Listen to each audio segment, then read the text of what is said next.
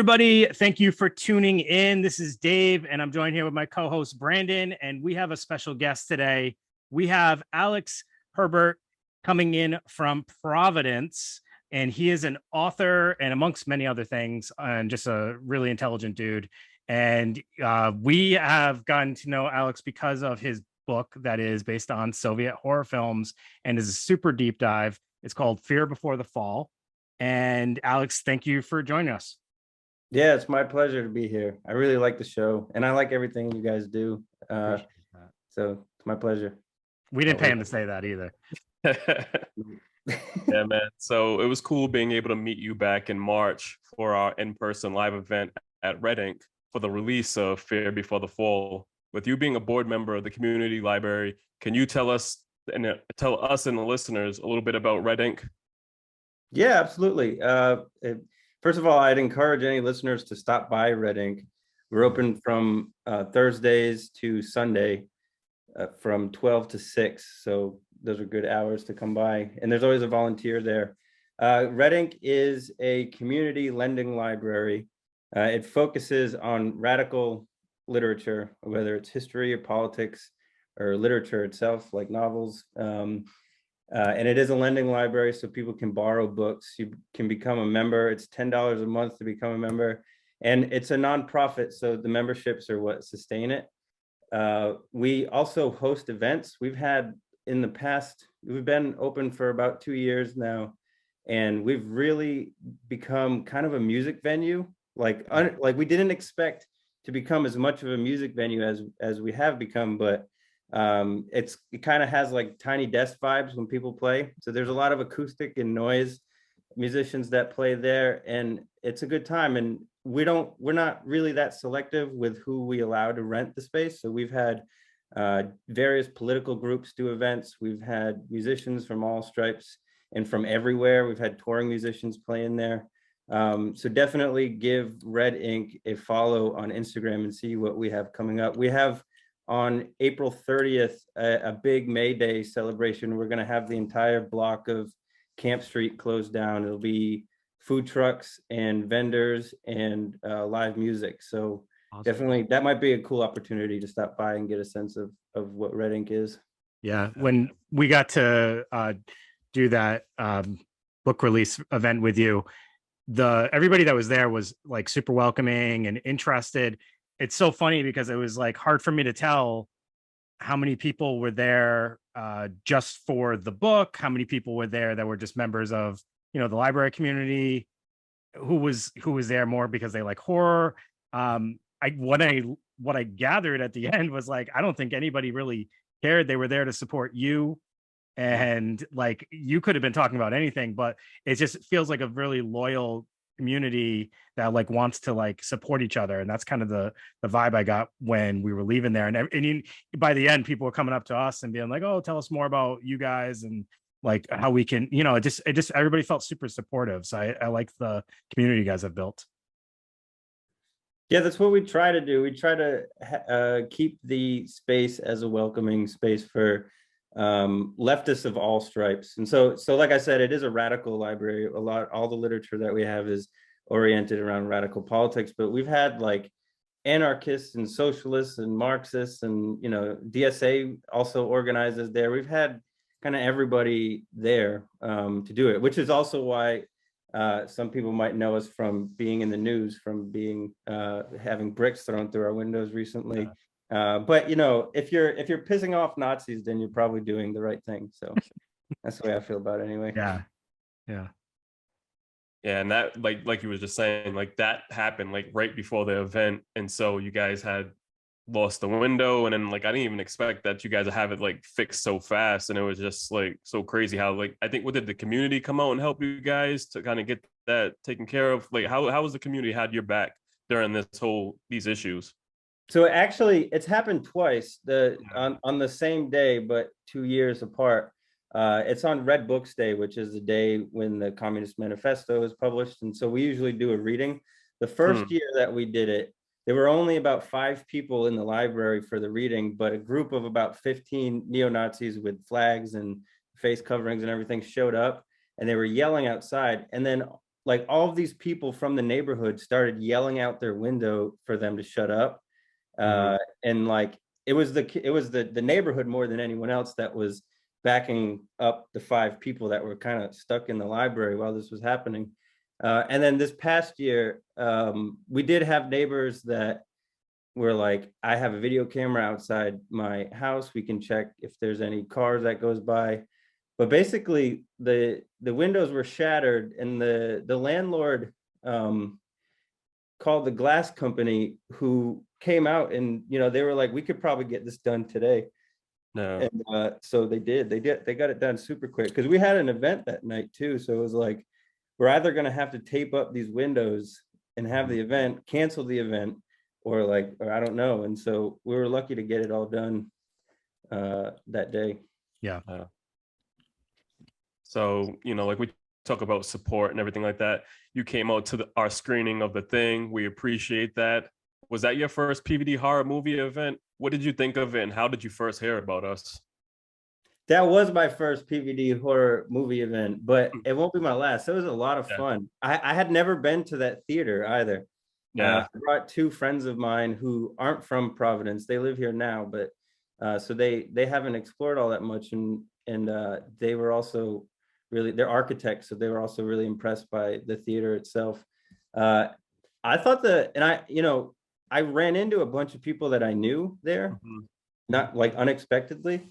So it was a really great, wholesome movie event, and I was talking to my friends afterwards. We were talking about how it doesn't really happen anymore, like people don't really show those classics in big theaters so often, and if they do, like there's not really that big of a turnout. But y'all had like a really good turnout, and the theater was cool, and it was an awesome atmosphere. Yeah, we appreciate it. We were kind of unsure what to expect, because that was our first time doing a screening at that theater, that particular one, and we were like super impressed with the turnout as well. We were like, our typical movie nights that we've been holding at the brewery for forever now, they get a good crowd, but like this was, people really turned up for this one, and it's The Thing. So we obviously expected it was going to do well, because that's a favorite of most people, but it exceeded our expectations. Yeah, the Thing is one of my favorites too. Basically, if it was any John Carpenter movie, I would have definitely done that anyway. So yeah. Now, like you said, with The Thing being one of your favorite films, in your book, you wrote about like your father taking you and your siblings to the local video store to rent some of your favorite films growing up.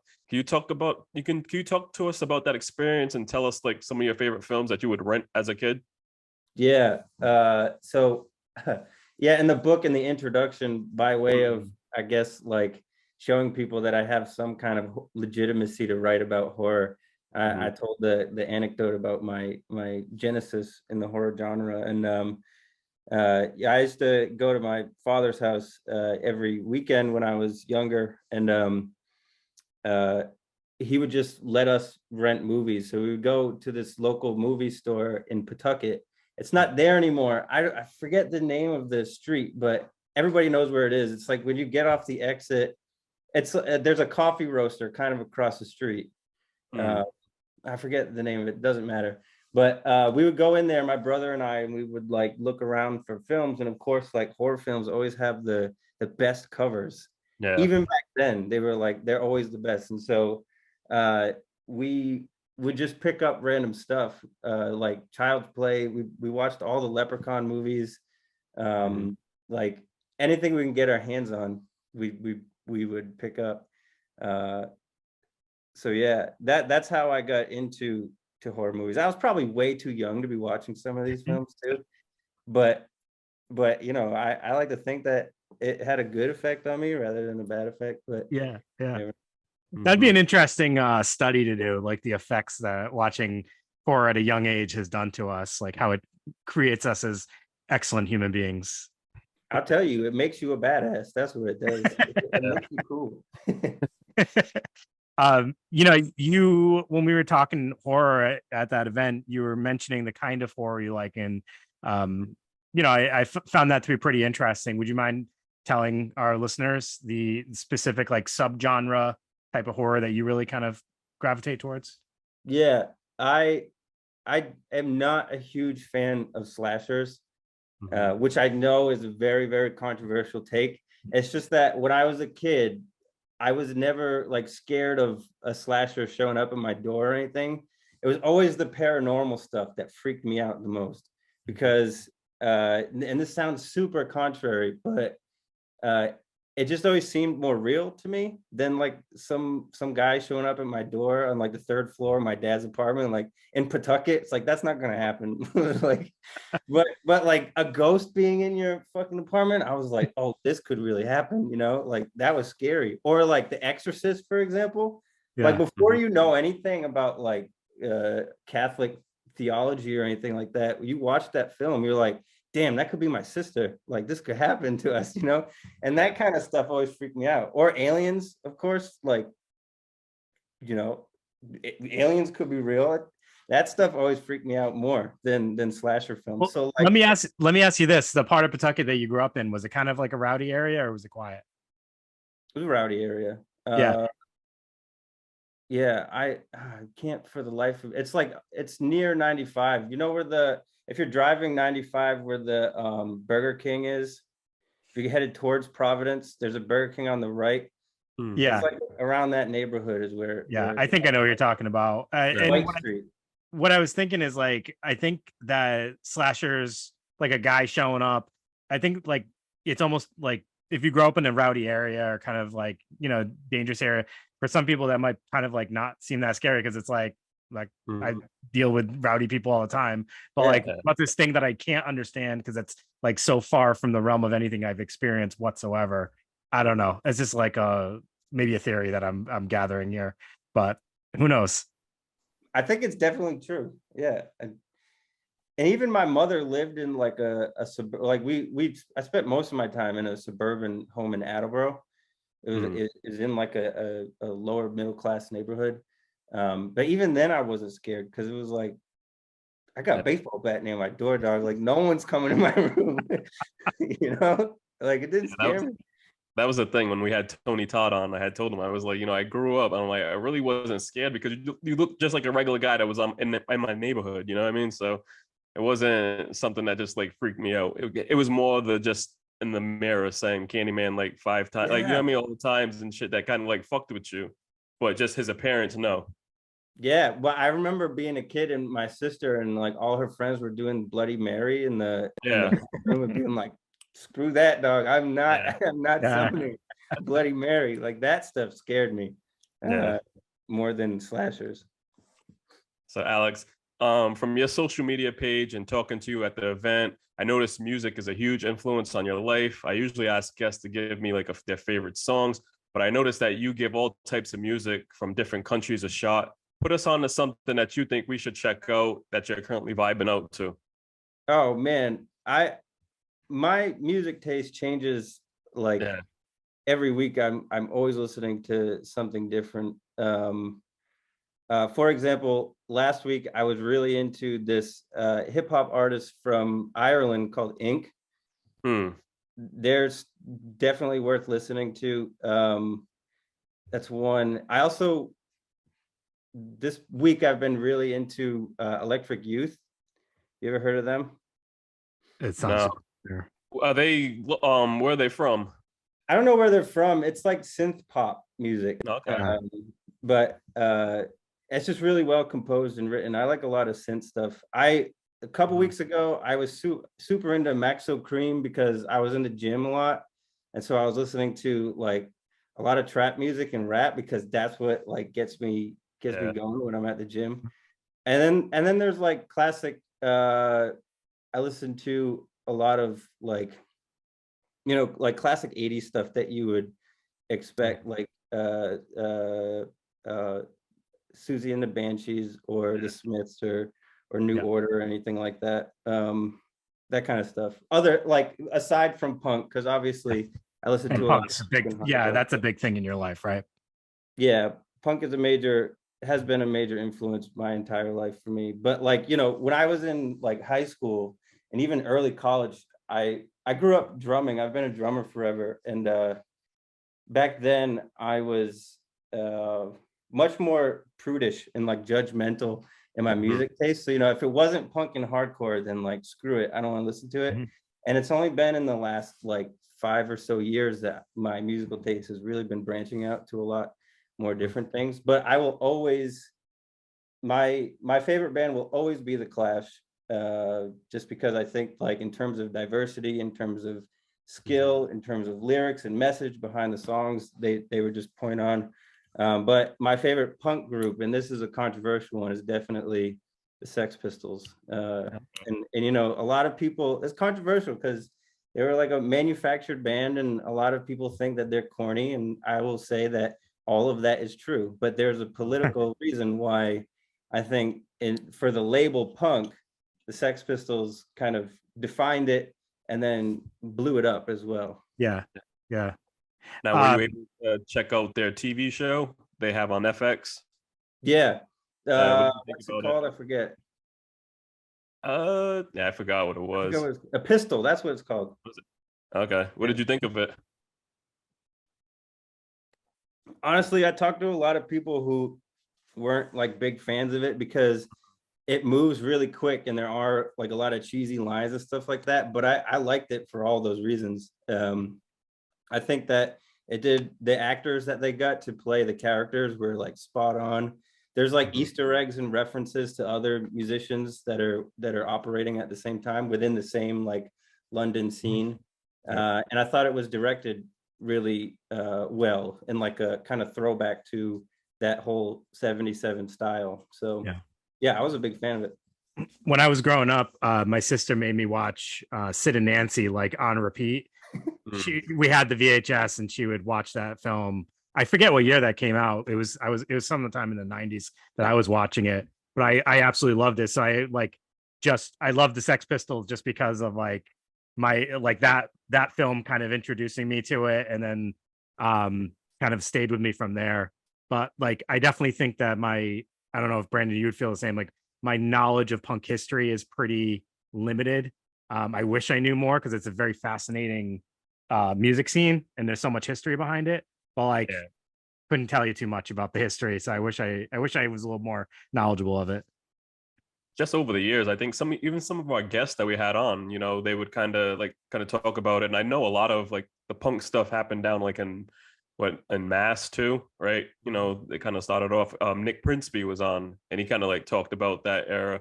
So you know, what I mean, like it definitely, like just having these types of questions and asking about music, I always dig in and do a little research on it and kind of like find something new. So that's why I like to kind of like add that shit in, you know. So yeah, I mean, for me, like punk and horror films kind of go hand in hand because they're equally dealing with things that are like offensive to the senses. They're trying to capture that offensiveness that like transgresses something. And the reason why I say the Sex Pistols are probably the most successful in doing it is because they were the newest at doing it. You know, like they got famous for saying the F word on live British television, and they were the first to do it and to have this whole scandal happen. And they were also the first to like end the band mid-show in like a sold-out show in San Francisco. I think, who is it? Yeah, John Lydon, Johnny Rotten just said something like, you ever get the feeling that you've been made a fool or something, and just like drop the microphone, and that was the end of the band. And it's like, that's pretty punk to me. I don't think that anyone can stop that, no matter, like, even if they were a manufactured band. But horror works in the same way, and there's a reason why you have movies like Green Room and stuff like that, because so much of, I mean, every punk that I've ever talked to also likes horror movies of some sort for those same reasons. It's all about transgressing like what is normal for us. What was that punk movie with Russell Crowe back in the day? You remember that one? The punk movie with Russell Crowe? Oh no, I don't know. More not. I think it might have been neo-Nazi, but like there was like some punk music in there. But that was one that stood out to me. I don't know. There's something about movies with like Romper Stomper. Yeah, Romper Stomper. I don't know why that just came to my head. I was like, it's because I don't know. It's like it kind of reminds me of Green Room, I guess, is why it just came to my head. That's a good movie. Yeah. So aside from punk music, you're obvious like your other, I don't know if you would say it's your passion, but like you're a wealth of knowledge about Soviet history. Like it's actually concerning how much you know about one subject. I'm like, this guy literally knows everything there is to know about Soviet history. When you were giving us like a summary of the book and like its connection to horror films, I was like, holy shit, I don't know if there's anything this guy doesn't know. It's really impressive. How did that start? How did you like one day be like, oh, I really want to get to know everything there is to know about Soviet history, and then expand it to like horror films? I It's a very personal story, actually. My grandfather was Polish American, and so when I started, I used to work with him when I was younger. He did marine upholstery, so I used to go to Warwick with him every day and work on boats, like boat covers, awnings, boat cushions, stuff like that. And we would just talk about history all the time. And he was the one that essentially told me, like, Alex, you shouldn't do this for the rest of your life. You're too smart. You should go to college. Because nobody in that side of the family had been to college or had been to college at that point. So he was like, you should be the first. So I did, and I really wanted to learn Polish so that, you know, I could talk with him to keep up with it. But the school I went to didn't have Polish; they only had Russian. So I ended up taking Russian, and then I did a study abroad thing in a small provincial town in Russia called Nizhny Novgorod, where you, like, for the first week I was sort of alone. I didn't know Russian that well, and I was like really hermited. And then I encountered some dudes that had tattoos, and I had tattoos, and they were like, "Hey, do you like punk music?" And I was like, "Yeah, how could you tell?" Like, there's just certain signs. And they were like, "Do you want to come to a show?" And I was like, "I didn't even know that Russia had punk shows. Like, let's do it." And I went to this like abandoned factory building with like rusty nails coming out of the boards, and, like, you know, beams on the wall just kind of hanging down with nails sticking out of them.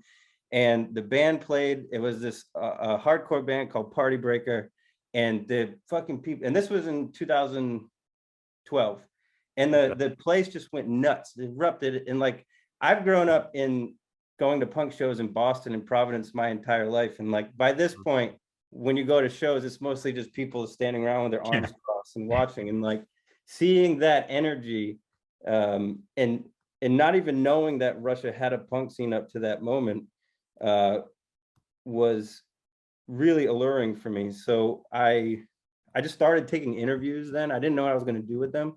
I just started interviewing people because I thought that, like, I just got special access into this weird underground movement in Russia that most Westerners, if any, don't even know exists. Because you think about, like, academics or something, when they go to Russia to do research or to do a language study, they don't meet people that bring them to these venues like via flashlight. You know what I mean? Like, it doesn't happen. So yeah, that's how the Russian punk project started. And rather than trying to fund that research through my own funds, because I knew I had to get back to Russia multiple times, I just continued with school. I was like, fuck it, I'm gonna go to graduate school for this, for history. So I did that. And then when my master's program was done, I had been to Russia another 2 times.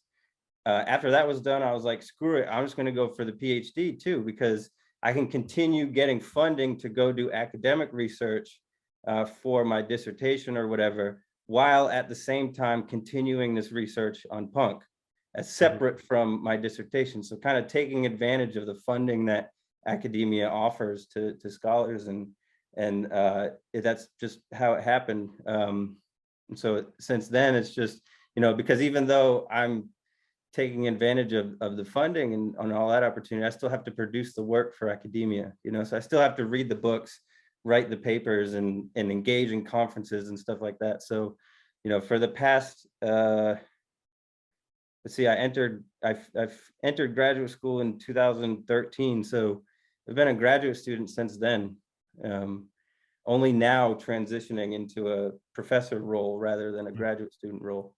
It's been a Nice. long time, 10 years. Yeah. Yeah. That's how I came to know everything there is to know about Russia. And the No, I Soviet mean, and what better way than to like immerse yourself in a culture and experience, just learn it from the inside. I mean, and how many people actually get the opportunity to do that?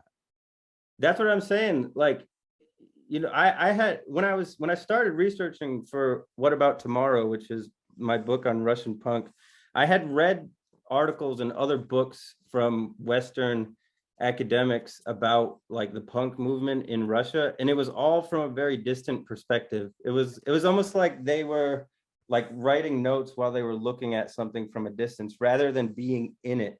And so my thing was like, I just got special access to this scene where people actually know me now.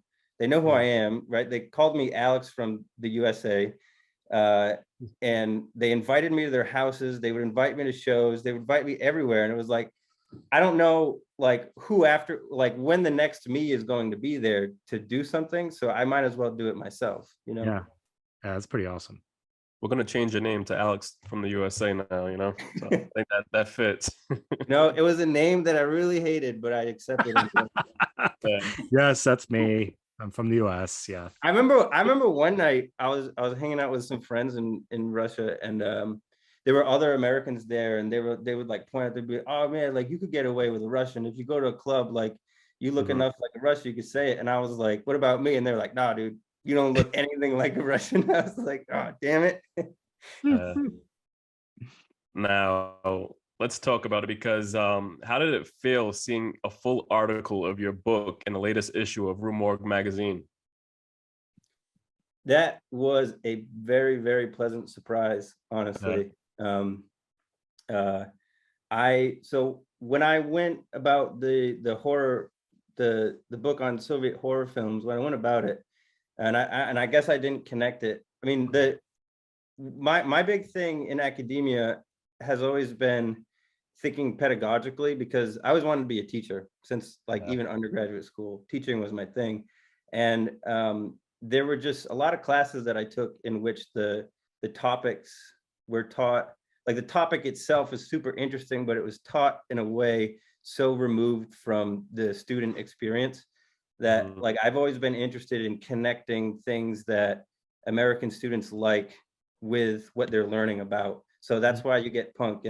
And for me, horror films, because it was something that I grew up watching and that I love, and that I think most people love too. I was like, well, what were horror films in the Soviet Union like? And could I teach a class on Soviet history through the lens of horror films? So that's what I started that book. That's why I started the book. And I didn't expect much out of it, honestly, because it's such a niche topic that I knew that, my potential quote unquote market for it would be like people like me who like horror films that are just broadly interested in it, which honestly, I didn't, besides a handful of podcasts, including your own, I didn't think was like a super, super huge community. But it's only like since publishing the book, and well, before it came out officially published, I was like searching around for like horror conventions, other horror podcasts, and horror journals and magazines and stuff like that. And I discovered that there is this giant, enormous world. It's kind of hard to access, but it's there, like there's no central hub. There's no Reddit, I guess, where everybody's on, but it's still there. And so the book has really pleasantly entered all of these avenues that are super surprising for me. Yeah, because it was crazy, because the night that we had the event, Dave had asked you a question saying, hey, is this book going to be featured in the Rue Morgue magazine? Because I think they're doing something on Soviet horror, and you had no idea. And then it was just like a few weeks later, Dave sent me the article, like a picture saying, dude, he's in Rue Morgue magazine. I was like, shit, you're right. I'm like, and so it was just crazy how that all happened. Yeah, I had no idea. I wish that they reached out to me, not because like they need permission or anything. I like, regardless, I think it's great that it's in there, but just so that I could thank them and be like, hey, thanks for having that in there, but I don't know who it is. I don't know who to contact to say thanks. But yeah, it's extremely humbling. Yeah, it's pretty cool. I always feel like that's next level when like our favorite publications or streaming services or whatever kind of um make a nod at anyone I know. I'm like, that there you go. That's that moment. And I know it's a magazine and it's an article, but like it's kind of more than that. It's recognition of the hard work you did, and it's free publicity, which is even better.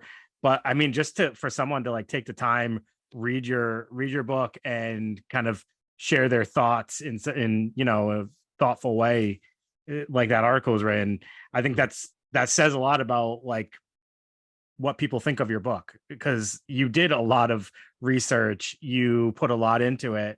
When I read it the first, I think I was like not even a quarter finished with your book, and I was talking to Brandon. I was like, this guy really knows his shit. Like this is interesting, because like it made me want to learn more about Soviet horror. So like because I knew nothing about it, and I love horror movies and always have, but like I knew nothing about that type of horror, and I was like, this is super, like this just makes me want to watch everything on there.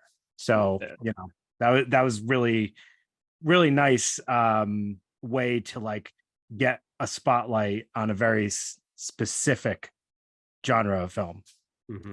Yeah, I was gonna say the best part of it is that so far I haven't seen a negative review yet. Which like, I know it's gonna happen because it happened with the Russian punk book. It wasn't like a negative review, but the Russian punk book was translated into Russian, and it was the rights to it were bought by one of Russia's biggest publishers, which is like problematic in the punk community. But I had no control over it. And when it came out in Russian, of course, one of the Russian people were like, "This is a book for Westerners. Russians already know all this stuff." And I was like, "All right, if that's the worst review you're gonna give, I'll accept that." Let me ask you kind of like I don't know if this is an uncomfortable question. Was this a hard book to sell because of the current climate with Russia? Like for it to come out now, or did that seem to not have impact anything as far as like people's reception to it? So Zero Books accepted it before the war started, which I'm thankful for. I'm not sure that the war would have impacted whether they accepted it. I'm talking more about like just with you're talking to people and getting people interested. Has that had any impact on it at all? It hasn't. I think part of the reason is because the book covers films from more than just Russia. Like there's a Uzbek studio movie in there. There's a Belarusian studio film in there. So I tried to capture as many corners of the Soviet Union as I could in the book, which is why, like, one thing that people have said is, why did you choose this movie and not this one? It's like, well, because if I chose these movies, they would all be Russian. And I wanted to get more of a sampling of like all of the parts of the Soviet Union in it, in something that's not more than 120 pages. I didn't want to write like a 300-page book, which the punk book is, because after 100 pages you check out. But if you're at page 100 and you have 20 left, then you're like, all right, I might as well finish it. There's only 20 pages left. So I wanted to keep it short. Yeah, I wanted to keep it short. And yeah, thank you for saying that. It made you want to watch them, because that was kind of the idea. And some of them are kind of I don't want to say hard to watch. They're just different than what we're used to, but they're all like online. You can find them all too. I think they are all subtitled by now, but I'm not positive. The thing I think about is interesting about timing, like kind of connects to that question I just asked about, the timing with the war and all that, and if that's impacted it. But on the other end, it's actually really good timing, because folk horror is huge right now. And like it's like the night of the screening, the movie that we were able to discuss mostly, is streaming on the folk horror playlist on Shudder. So people are already kind of like drawing attention to these types of movies. So it really is like very timely in that aspect, because a lot of these are like folk horror films. Not all of them, but most of them. Like I think Master Designer probably is not. But. Yeah. I haven't gotten any negative reception on that. I do like, I mean, more broadly speaking, like in my own career, because my dissertation is on a topic that has to do with exclusively Russia. The punk book was the Soviet era to Pussy Riot, but it was focused in Russia.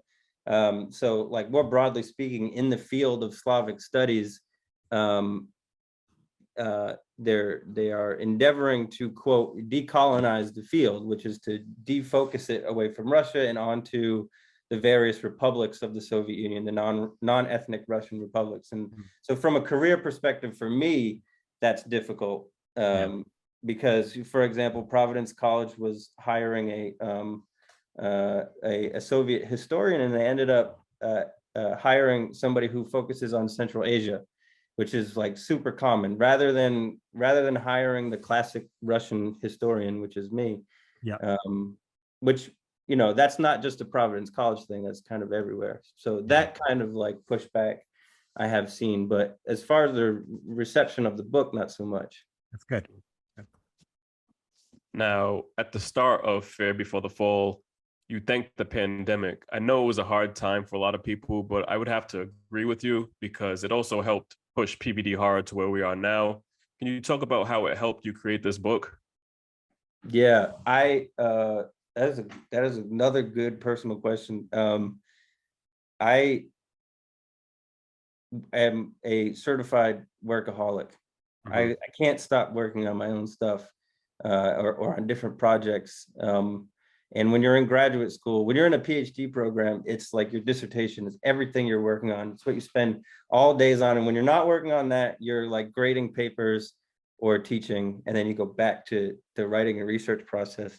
And it leaves very little time for watching anything. And so for years, when I was starting my PhD program, movies would come out and I would go out with friends and they would talk about movies or shows, and I would have no idea what they were talking about because I just didn't have time to watch it. And still that happens a lot. But when the pandemic happened, there's only so much that you could do all day, every day. And so eventually I was like, all right, I should start incorporating some like leisure into my routine. I should start watching movies. And again, me being a workaholic, I was like, how could I watch a movie while at the same time doing work? And I was like, well, Soviet horror films, that's a way that I could like, I could relax. I could watch a movie and enjoy it while also like still taking notes on them. You know what I mean? Like still rewatching them after the first run, and then eventually write something about it. So actually Fear Before the Fall started off as a blog. I had written a very early version of the chapter on V as a blog entry. And then the chapter on the Wild Hunt of King Stock, I also wrote as an early blog entry.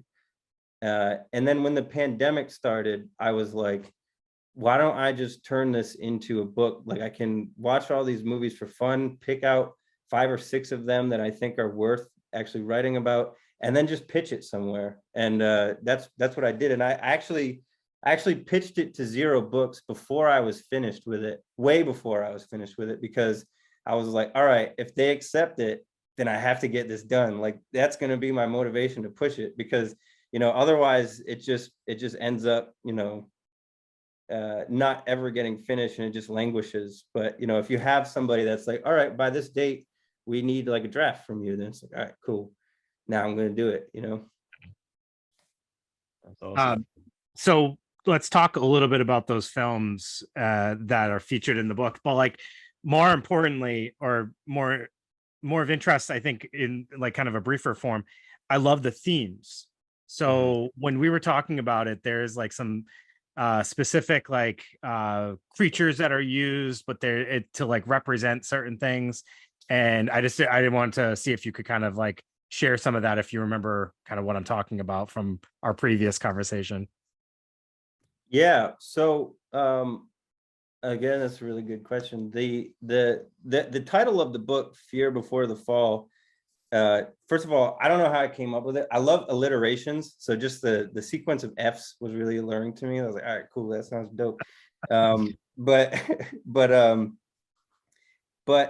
the point of it was that I wanted to like look into what were the anxieties and the fears of Soviet people towards the collapse of the Soviet Union, towards the disappearance of the Soviet Union, because I had read all this academic work and also journalism on horror films to try to get a sense of what they are as a phenomenon. And, you know, the consensus is that they are a reflection of social anxieties and social fears, no matter where they are.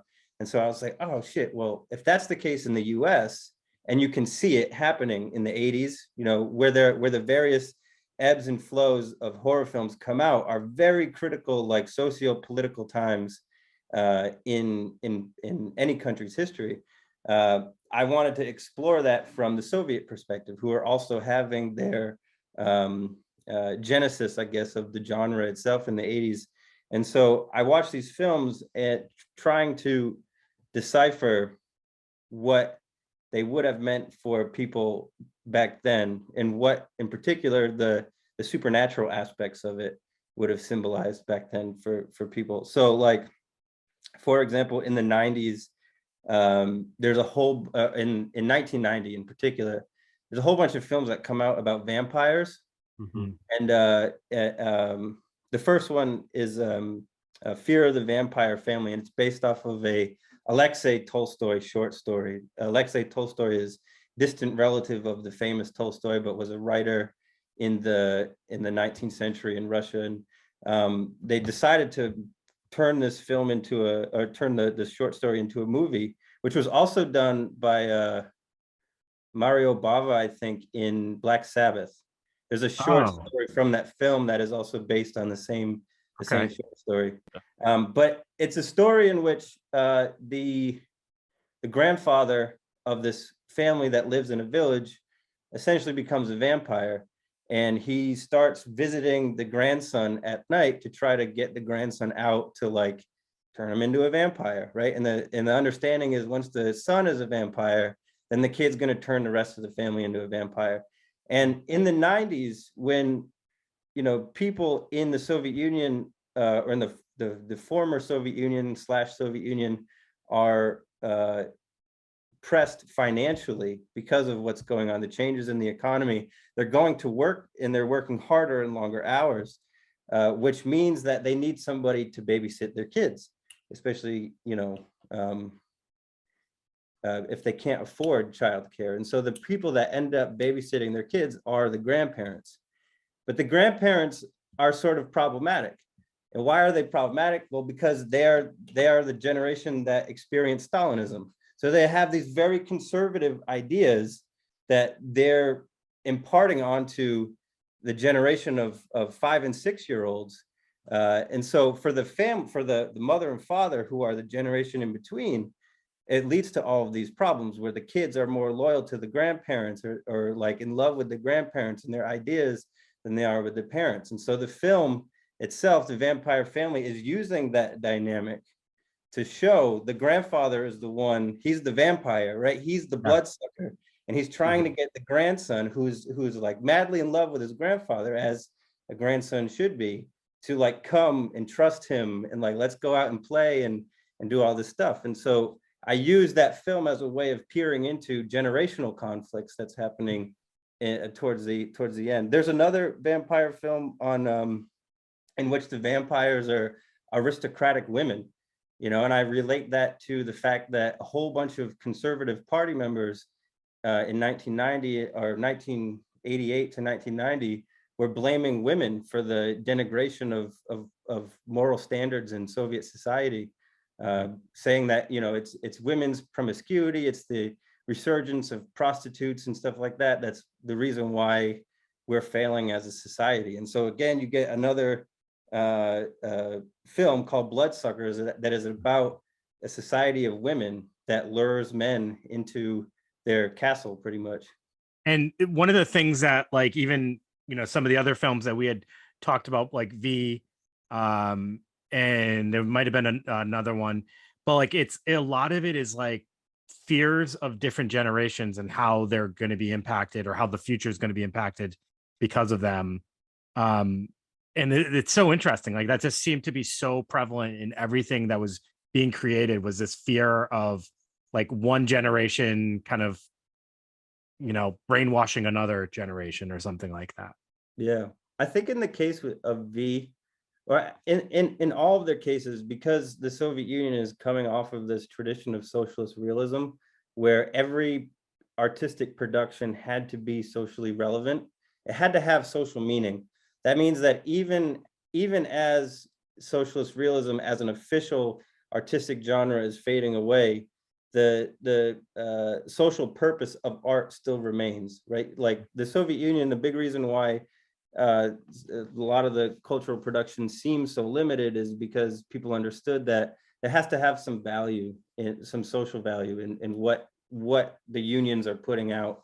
And so even with V, even though it's the first one, it's made in 67, 68, and it's a folk horror, there's still social value to it, right? And as we were talking about, I think during the book event, that it's a movie very much about overconsumption or the dangers of gluttony, right?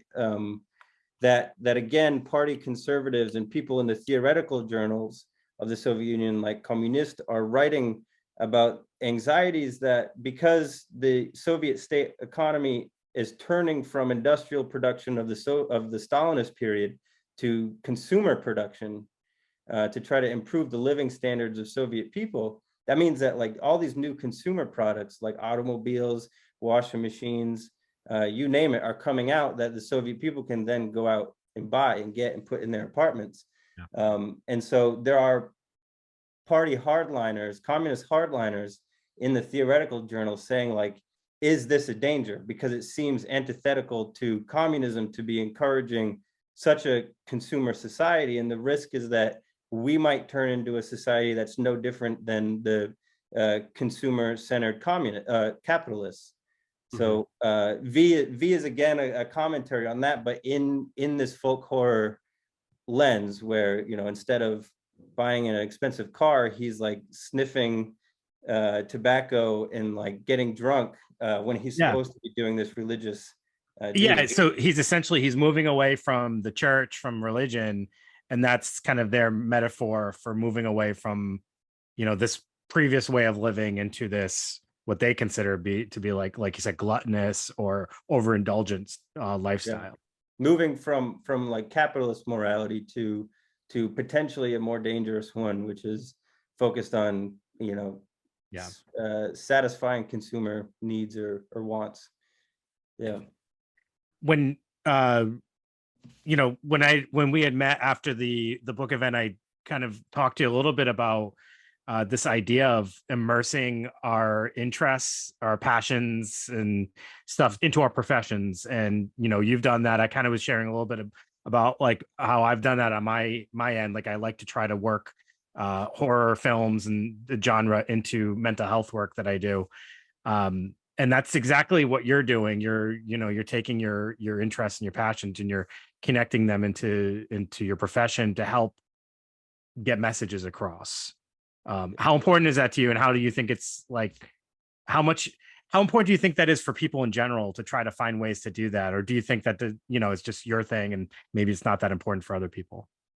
I think that that's the only way, that's the only path to do this kind of stuff, whether it's mental health or teaching, which is a form of mental health. Like I'm a mentor to the students that I have too, in a way, that debating with somebody on the internet about some political position is not going to convince that person that, no one's going to be like, oh man, you're right, I was wrong, like I'm going to change my mind now.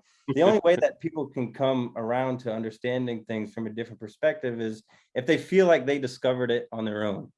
Even if they didn't, right? Even if you like planted some, I don't know, literature, propaganda or whatever in their apartment, and they just, they found it, they read it, and then they came across it. So even if like literally they didn't come across it on their own, people want to feel like they found this knowledge on their own. And so my way of doing that has always been to relate it to something that we living today in the United States like and are fascinated by and are passionate about.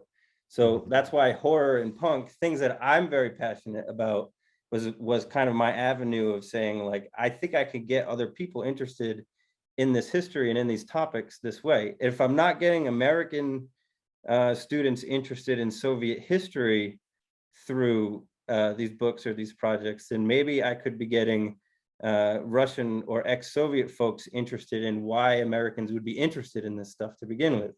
So it kind of works reciprocally, so far at least. That's good. Now, can you tell like the listeners like how important some of these films are to like Soviet horror, because how they were so frowned upon? Just like reading the book, you know, like I didn't know like horror films were like more frowned upon down there than here. So like, can you tell why these films were so important to you to pick in time of horror and the Soviet horror? Yeah. I guess I should start by just explaining like what the horror genre was and wasn't in the Soviet Union. The reason why it was a taboo genre was because they viewed it as expressing bourgeois decadence. And I have a quote from the book that I use. I quote the Kino Slovar, the cinema dictionary from 1970, and they define horror as leading away from the real problems of reality, generating moods of hopelessness and fear, contributing to the emergence of cruelty, right? So they have all of these ideas that, like, all of these aspects of horror as a genre are antithetical to the socialist world that we're trying to create here. And so therefore, we shouldn't be investing state money, state finances, and state artists into producing these films. And so you don't get them until the 80s, where along with perestroika, I guess the screenwriters union, or whatever it is, the guild, kind of opens up the genre a little bit and says, well, now that censorship is kind of being lifted in a way, we can reapproach all these genres that were formerly labeled as taboo. So the real flowering of horror movies in the Soviet period actually happens in the late 80s, is where you get the most of them. And I think the reasons why I chose the films that I did is, one, because there are so few of them that actually get out there. There are a lot of films. There are a whole bunch of films that are made in the Soviet Union that never actually get published. They go to the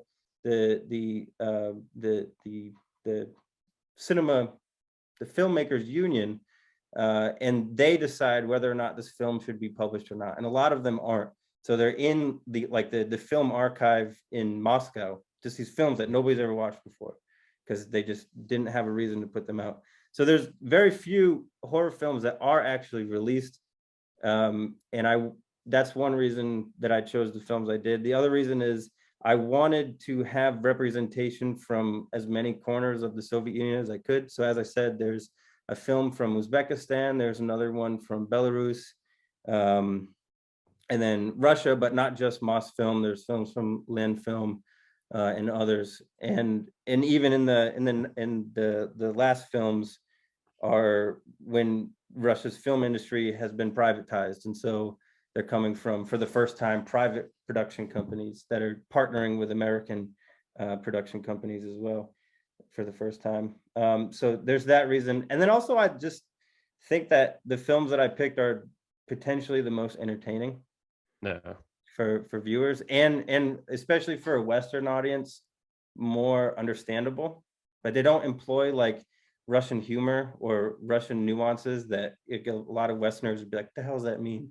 Or like, why are they doing that, you know? Yeah. And so also in the book, you know, you talked about your professor, Robert Byrd from University of Chicago. He helped you inspire to create this piece of work. What was that like? How did he motivate you to kind of just continue to keep going? So I started my degree at the University of Chicago. The University of Chicago, first of all, is a giant university. It's very cutthroat. It's known for like theoretical rigor. And I'm very, very thankful for going there for as long as I did. In kind of, that's where I acquired a lot of my like theoretical knowledge about politics and Marxism and stuff like that. But at the same time, it's a very competitive atmosphere as well, competitive for funding, competitive for the attention of your advisors and stuff like that. And I really didn't like that. And so for a while, I was super disillusioned by academia. And I had a daughter my first month of my PhD program. So I was super overwhelmed by like all the responsibilities. And on top of that, the imposter syndrome that comes with being in graduate school and all of that. And so I almost quit. And I almost quit because I felt like my interests, like punk and like horror films, were outside of this professional academic world, and I had no way of bringing them in. But it was so at some point along the way, my official advisor had officially like dropped me. Once she learned that I was thinking about leaving Chicago, she kind of just, mentally dropped me. So I kind of had no one except for my friends in Chicago. And Robert Byrd was the last professor that in Russian studies that took me on and was like, if you are passionate about these things, there's no reason why they can't be academic. And he's like, even if you don't want to turn like a book on Russian punk into an academic exercise, there's no reason why you can't research it anyway. And he's like, even if you write a book that is an oral history of punk music now, at that point I was I think 27 or something. He's like, even if you write it now and the book comes out as an oral history, he's like, who's to say that in 20 or 30 years you won't write an academic book on the topic using the sources that you gathered 20 years ago? So he was like, just do it, explore your interests so that, academia doesn't just become work and a boring exercise for you. And so that was hugely influential, because it was an actual professor, a faculty member, for the first time telling me that, like, look, you don't have to wear suits and ties every day to do what we do. You can explore what you're into. So but he passed away. I when I moved out of Chicago, I moved back to this area, and he passed away a year after that. He was very young when he passed. So yeah, that was a hard one. And that happened during the pandemic. So while I was just starting to write this book, which is why I mentioned him in the introduction. Yeah. Now, what type of advice would you give someone that's still trying to figure out life, like, trying to create, like, and publish a book? What would you say to them to kind of like keep them going? First of all, pitch your book to a publisher before you wrote it. That way you have a deadline that's imposed on you from someone else. That's a good strategy to get stuff done. But I mean, if you work poorly under pressure, then you probably shouldn't do that, because that is pressure. But again, I guess the theme of what we've been talking about is, like, if you're passionate about something, I don't know, we live in like such an atomized world right now, where an alienated world, where we feel like where I think people are like desperate for community. But in being desperate for community, there's this assumption that, like, the way that you act at home and by yourself in your passions and things you're into, like, nobody else is into them, right? And so you feel like this alienation, this loneliness that, like, it feeds into the social anxiety, it feeds into the depressive atmosphere of the world. But, like, there's an important point in your life that, like, I hope comes to everybody, where you realize, like, there are other people that give a shit about horror films. There are other people that care about Russian punk rock, even if they've never been to Russia. There are other people that are interested in the same things that you are. And it might be hard to find them, but once you start producing things that are just a reflection of your interest, you'll find that those people will find you. I mean, you have to put it out there. You have to be on social medias and stuff like that to get out the fact that you, I don't know, wrote an article for some newspaper or something. But the people will find you, and they'll message you, and they'll be like, hey, I read, this article that you published, and I just wanted to say that I agree with everything you said, and it's nice to meet you. And it's like, all right, word, thank you. So just do it, I guess, is my thing. Was that Shia LaBeouf clip of him Just do it. just do it, just do it. Yeah.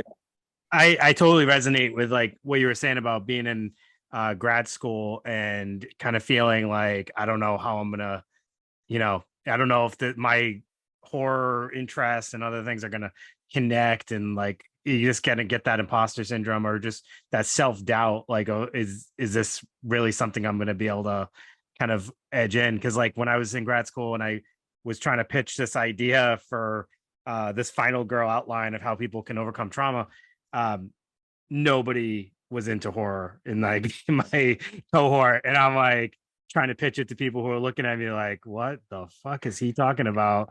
Or like they're like, just like kind of looks. And I get it. Like it sounds, if you're not a fan of horror, you probably think like, why were you going to traumatize someone again by making them watch horror movies? It's like, no, that's not how we view horror movies. We find it cathartic, or we find like strength in these characters. We're not looking at it like traumatizing. But it's like you said, though, you got to kind of like believe in yourself and just kind of go with it and know that there are people out there that will understand it, even if like the people in your direct surroundings might not be those people at that moment. Yeah, imposter syndrome is the worst, and I think a lot of people, I don't know if they conflate it with it or confuse it with it, or if it's the same thing, but like a lot of people will label social anxiety as social anxiety rather than imposter syndrome, or vice versa. But again, my opinion is that a lot of it just comes down to feeling like you're alone, like you're atomized, and you have to get to a point where you realize that, like, people sometimes just like you for you. People just are also into the things that you're into, which isn't like taking away from your individuality in any way, as much as it's just saying like, there are people like you. Yeah, you have something to offer too, is like the big thing. Like I think people forget that. Like just if there are other people that are into it, what you're into, like you still can offer something to them. Like they don't have the same exact thoughts about something that you have. And imposter syndrome sucks too. Like people that are involved in projects need to understand like there's a reason you're involved in that project and you have a skill set that got you into that project. Don't forget that. But I think it's hard for people when they're in something to kind of understand that at times. A good example of that is so like obviously for Soviet history, I've read a lot of Marx, and I've read Capital, like all 3 volumes, but I read it through like a historical perspective. So it means when I talk about it, I'm talking about Marx in a specific historical context and time. That's how I understand his ideas and everything. And I have friends that are into philosophy, they're into anthropology and sociology and I don't know, biology and yada yada, like you name it. And they'll read Marx and they'll be like, I don't understand it, and like I don't see it the same way you do. And I just say that's because we're reading the same thing, but we're reading it from a different perspective. And the same like logic can apply to a film. I'm going to pull a message out of a film that might be different to other people. So if we're watching Leprechaun in the Hood, for example, like I might ascribe some kind of meaning that is more reflection of my historical mindset than somebody else would be explaining it to or towards, Yeah, for sure. It doesn't mean anyone is wrong. It just means you're coming at it from a different angle. I had a really funny moment, Brandon and I, when we were wrapping up the event with you, the book event. You had 2 friends there that and they were cracking us up because they were like, you were wearing glasses, they were busting your chops about wearing glasses, and they're like, who the hell is this guy? But it was like so funny because it's like it was this super genuine moment where you had 2 friends there to support you that know a very different side of you. And we get this side, and like I said, like when I talk to you and when I hear you talk, it's like, damn, this guy freaking knows his stuff and he's super smart. And they're like, the fuck does he think he is? Like, like I love that though, because that is the duality in all of us. That is like, yes, we have this professional side, we have like we all have all these different sides, and it was really cool just to have that, get to hear like somebody in your from another domain in your life kind of Yeah. reflect that. But it like I liked that because it kind of presented you as like a more complex individual. Like, yeah, you have a wealth of knowledge, but you sound like, these look like they'd be fun guys to hang out with. So I'm assuming you have like a party side, a fun side too. Yeah, I mean, You have daughters, so you have a family side. yeah, those are my best friends. I mean, those guys have seen me like shit face, like face down on a floor in like a log cabin and shit like that. Like they've seen me do some crazy shit. So when they see me like answering questions that are based on something more than about like partying or something like that, they're always like, whoa, this is what you do. And so like Ryan, one of those friends, I go to the gym with him regularly. He's like my gym buddy. And the day after that, he was like, I know that we were like busting your balls and shit like that, but he was like, it is really cool to see you in that world that like I never see you in. He's not an academic at all. Like he teaches music to like troubled kids, but he's not in like the college setting, right? He teaches like middle school and early high school age students. So he never sees me in that setting. And even when I started teaching, he was like, can I just like come in and sit in one of your classes? I was like, yeah, dude, I won't say anything. Like, it would be kind of weird. I think the students would be freaked out, but like come in. But they're curious of how I am outside of being drunk face down in a log cabin. You know what I mean? Yeah. I love that moment because it was like, oh, we're all seeing him this way, but this is how his friends are seeing him. And they're, it was a very real moment because that's exactly what I think any of our friends would be doing too at that exact time. Yeah. Alex, tell our listeners about your upcoming venture that you're looking to partake in, trying to get some funds to get yourself to Georgia. Oh, hell yeah. I am endeavoring on a new project. Since the beginning of the war between Russia and Ukraine, a whole bunch of people that I interviewed for the Punk Book Project, and even newer people I know from other people, even people I don't know from Russia, have fled from mostly St. Petersburg and Moscow to Tbilisi, the capital of Georgia in the Caucasus. Georgia, the country, not the state. And they've there created this vibrant, unique punk scene in the capital. And like, granted, there was a punk scene in Tbilisi before, but it was really tiny, and it didn't really have a lot of its own spaces. So with the influx of all these Russian refugees who are from the punk scene, who had like DIY venues and restaurants and all these others, this kind of network of punk culture, they've established this like booming scene, like replete with DIY venues and techno venues and everything that you could think of that like is happening in real time. And so I really would love to get there and document it. And for this, I'm thinking, a book is always where my mind goes first, but I'm thinking that a documentary might actually be more appealing for people. And so I might try to do it as like a documentary instead of a classic book format, but it's freaking expensive. And like, I know that I have said on the show that like I teach, but I'm an adjunct professor. So if you know anything about academia, adjunct professors are paid like pennies because we're contracted semester by semester. So I make enough money to pay for my apartment and to pay for my car and like my daughter, but I don't make enough money to like afford flying to the Caucasus for 3 weeks to interview people with technology that I don't have, and then flying back. And so, I think that everybody who knows me and who knows the Russian punk book, they understand that like I'm the person that should be doing this, because it's sort of an extension on the punk book. It's like the sequel, I guess, to it in a way. So they know I should be doing it, but again, I can't do it unless I can get there and document it while it's happening. And I've had people be like, why don't you apply to academic grants and yada yada? And the reason is because academic grants, they go to a committee, and the committee takes months to mull over who's going to get the actual grant. So I could be waiting 5 months for a committee to decline me, to say, no, we're not going to give you the grant. And then 5 months have gone by. And like, I think that there's some urgency in documenting this because, like I said, it's happening right now. And I don't want to, like, 10 years from now, start researching it when I could have been researching it while I was in there. Sort of like what we were talking about before. Yeah. It's better to be immersed in it than it is to look at it all retrospectively. And so I have a GoFundMe to try to get me there.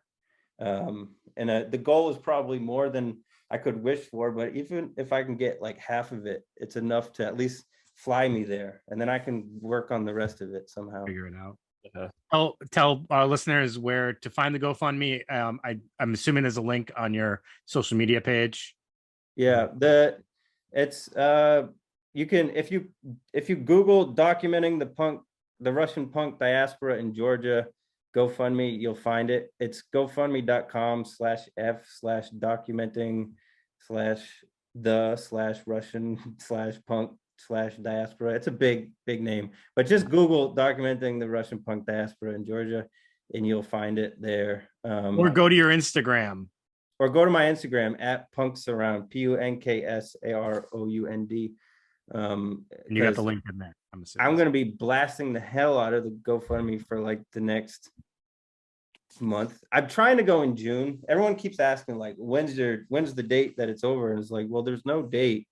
But if I can't get enough money to go in June, then I don't think I'll be able to go this summer because June is really my only free month. Yeah.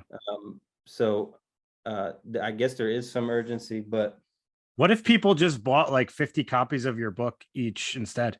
That would be cool, but I don't get the royalties from it right away.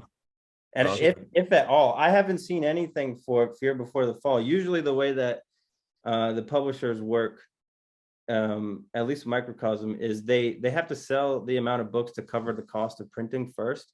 And once they reach the cost of printing, then they give you a percentage of the profits after that. So like, again, I feel bad asking people for money and people are like, oh, fuck this guy. He's got 2 books out. Like he's got to have something. Yeah. I don't have shit. My book topics are too niche to be bestsellers. So like, I haven't sold millions of copies. You know, I've sold the Russian punk book. I did end up seeing some royalty for that because the Russian publisher that bought the license for it. So I got like $500 for that like 4 years ago. But the Fear Before the Fall, I haven't seen anything yet. And I don't even know if I will because it's so niche. We do have a copy of it right here for people on YouTube. I know our podcast listeners won't be able to see it, but the cover is freaking very cool. I like also done by a Providence artist. Yeah. You can also, but nobody else is going to have a signed copy. So you can get it on Amazon too, right? For digital readers. Yeah. If you buy it on Amazon, you would be doing me a huge favor if you reviewed it. Because reviewing like boosts up the traffic for it, the algorithm. I don't know how that shit works exactly. I just know it makes it more accessible. It bumps up how frequently they show it. I'm an idiot. I should have had it here the whole time. My bad. I don't even know how to point to there. There you go. We can Photoshop it in afterwards. I thought we were just going to re-record this whole thing. No, we can do that. Verbatim. And I have here is What About Tomorrow? This is the Russian punk one. Sweet. Sweet. That's on Amazon too? This one. What's that? That's on Amazon too? Yeah, it should be. Yeah. That's a hefty fucker right there. Audible. We're gonna get that on an Audible yet for readers?